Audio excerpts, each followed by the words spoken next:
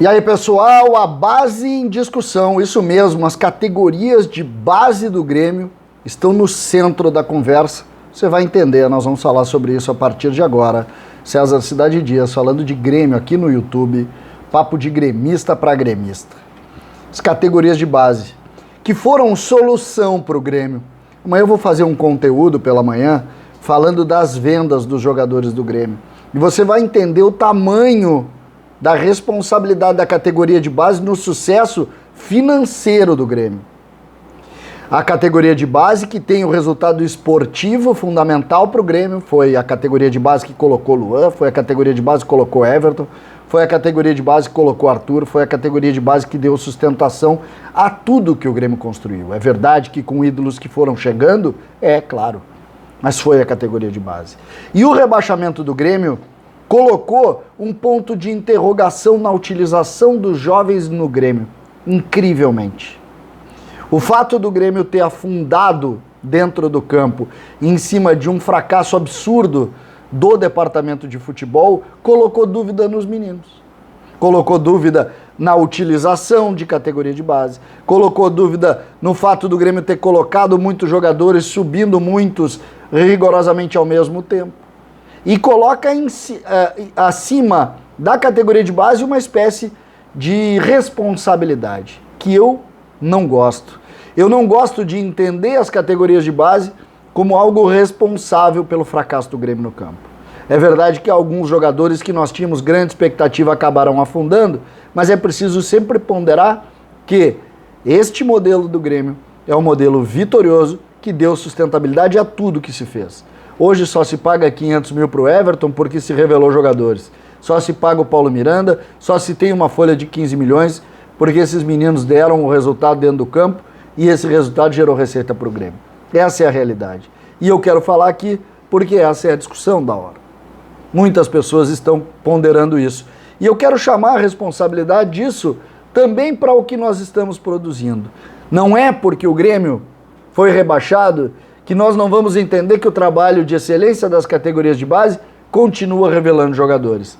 Eu vi a lista, por exemplo, dos jogadores do Grêmio relacionados para a Copa São Paulo de 2022. Começa bem no início de 22, vai até o dia 25 de janeiro.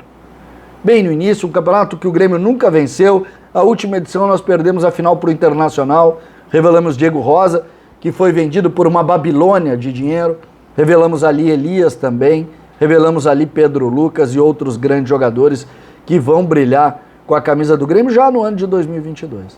Pois agora, mais uma vez, a gente se coloca, e você vai entender nome por nome aqui, como o trabalho é bem desenvolvido. Como o trabalho, porque muitos dos nomes que eu vou citar para vocês já fazem parte há bastante tempo deste trabalho de construção do Grêmio. Olhem só, os goleiros são 4 goleiros relacionados. O Thiago Beltrame, quem não conhece, goleiro da seleção brasileira, já ainda jovem, é verdade, lembrando que a Copa São Paulo é um campeonato que poderia utilizar jogadores de último ano, o Grêmio não faz isso, muitos jogadores aqui de 18, 17 anos até, vocês vão ver no curso da linha, mas Thiago Beltrame todos conhecem. Os outros goleiros, o Arthur, o Marcão e o Ricardo. Os zagueiros, muitos são conhecidos aqui, Gustavo Marins e Gustavo Martins, representam a zaga do time que neste ano jogou o Sub-20, o primeiro ano deles no Sub-20. Ari Garcia, João Pedro, também muito bom jogador, e Paulo Henrique.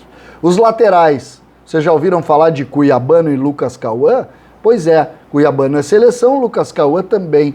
Lucas Cauã, inclusive, foi o lateral direito que acabou sendo titular do time no Campeonato Brasileiro de aspirantes até 23 anos. Ou seja, Lucas Cauã é precoce e é bom jogador. Nós estamos no profissional aqui tentando ver quem nós vamos produzir, pois aqui tem muitos jogadores que podem auxiliar lá. Muitos jogadores. Outros laterais, o Vidmar, que veio do Internacional, fez um bom ano, também está aqui selecionado como lateral esquerdo, ele que tem sido, na maioria das vezes, reserva do Cuiabano. E Thalisson é o outro lateral direito. Os meios-campistas, olha só, Gabriel Silva, um meia articulador, raro eu diria. Iago, o filho do Marreta, lutador de MMA, é ótimo jogador, ainda tem idade sub-17. Kaká, Lustosa, o Pedro Cuiabá, e aí Robert e principalmente os dois titulares da posição, Ronald e Velasco. Os dois volantes, Velasco mais posicionado, Ronald um pouco mais aberto para jogar. O Ronald, que esteve no time de transição, também não era titular, mas entrou inclusive no jogo contra o Ceará, quando o Grêmio conquistou o título. Ou seja, jogadores preparados para logo ali estarem no profissional. Muitas pessoas me criticaram, gente, porque eu hipervalorizo categoria de base e eu peço que esses jogadores subam o quanto antes, porque sei dessa necessidade. O Grêmio, de alguma forma, produziu mal esse processo, principalmente porque criou um hiato muito grande entre os meninos e os profissionais, e muitos desses meninos que lá estavam surfaram uma onda, viraram ídolos antes de jogar. Jean-Pierre, Juan, e isso acabou de alguma forma colocando um ponto de interrogação no trabalho, o que é injusto. O que é injusto, a gente não pode posicionar isso. Os atacantes que foram selecionados, eu fiquei muito, mas muito feliz mesmo. Olha só o que nós temos aqui nos atacantes. Nós temos Cauã Kelvin e Natan, que ainda jogam no Sub-17, fizeram 16 anos no ano de 2021.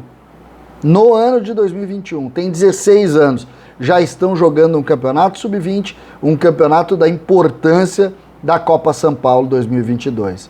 Pelo recomeço, o Grêmio que tem um grupo que sempre tem um time de São Paulo, que é muito chato, mas nós vamos ter a oportunidade de ver Cauã Kelvin e Natan.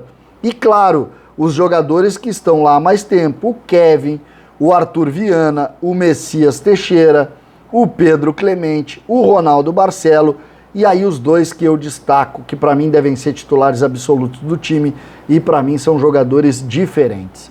O Rubens, que é um extrema pelo lado direito, que usa o pé esquerdo, é baixinho, é habilidoso, é um jogador muito interessante. E para mim a grande estrela do Grêmio neste momento, Zinho, anotem esse nome. Fisicamente ele lembra o Ferreira, mas é só fisicamente. É um jogador que atua também pelo lado esquerdo, caindo para o lado direito, para dentro, com o pé direito, inteligente, que joga para o time, que sabe jogar, que sabe compor, que tem velocidade para atuar, e para mim vai ser a grande estrela do Grêmio desta competição aqui. Eu acredito em Cauã Kelvin, acredito em Natan, talvez não agora, mas a gente vai ver esses meninos brilhando. Se o time for montado, por exemplo, do meio para frente, com o Natan sendo um meio atacante, com o Cauã Kelvin sendo o centroavante, com o Zinho sendo o homem pela esquerda, com o Rubens sendo o homem pela direita, preparem-se. O Grêmio tem sim muita qualidade, dois volantes como Velasco e Ronald, ou mesmo o Iago, que ganha muito espaço, pode ele ser o meia e esperando o Natan, também pode, fica um pouco mais defensivo. Acho que o Iago é um jogador que sabe mais atuar por ali, pode ser também. Lucas Cauã, Cuiabano e os Gustavo sendo a nossa defesa com o Thiago no gol. O time está montado. Eu espero muito desse time, mas eu quis colocar esse conteúdo, e especialmente categoria de base, porque a categoria de base do Grêmio está em discussão, está em dúvida. E nós não podemos ter dúvida em cima da necessidade do patrimônio do Grêmio, que está aqui. O futuro do Grêmio está aqui. Entendam isso, compreendam isso. Nós podemos ter tomado um belo tombo agora, mas a realidade da força das categorias de base do Grêmio não podem nunca ser discutidas. Não duvidem dos jovens criados com a camisa do Grêmio. Esses aqui respeitam e lutam pela camisa do Grêmio sempre, e a gente precisa aplaudir sempre. Não coloquem dúvida neles. Coloquem dúvida nas contratações que são ruins, no que a gente gasta fortunas que nem fardam aqui, e nos que sobem e viram superestrelas sem chutar uma bola. Mas nesses aqui, que fazem a força da estrutura do Grêmio, não duvidem. Isso é um apelo que eu faço, porque a gente não pode nunca confundir uma coisa com a outra. O Grêmio fracassou, não o trabalho da base. Quem fracassou foi a estrutura do departamento de futebol profissional, que não soube gerir aquele vestiário. Por isso fracassamos. Aqui é solução, não problema. E a gente tem que ter esse entendimento. César, Cidade Dias falando de Grêmio aqui no YouTube.